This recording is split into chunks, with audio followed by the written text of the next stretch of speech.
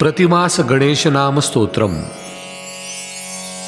मार्गशीर्षे गणपतिः पूज्यः, पौषे चैव विनायकः, गजवक्त्रो माघमासे, भालचन्द्रोऽथ फाल्गुने, चैत्रे वक्रतुण्डश्च, वैशाखे विघ्ननाशनः, ज्येष्ठे शिवसुतः पूज्य, आषाढे हरनन्दनः, श्रावणे विघ्नराजश्च, भाद्रपदेऽथ मोदकप्रियः, अश्विने कार्तिके बीजं, विघ्नहर्ताधिके मासे।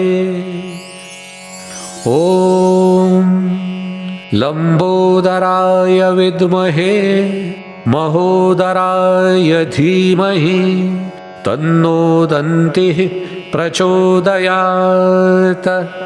ॐ एकदन्ताय विद्महे वक्रतुण्डाय धीमहि, तन्नो दन्तिः प्रचोदयात्। ॐ तत्कराटाय विद्महे हस्तिमुखाय धीमहि, तन्नो दन्तिः प्रचोदयात्। ॐ तत्पुरुषाय विद्महे वक्रतुण्डाय धीमहि, तन्नो दन्तिः प्रचोदयात्। एवं पूज्यो गणेशस्तु सर्वदा सर्वकामदः इति प्रतिमास गणेशनाम स्तोत्रम्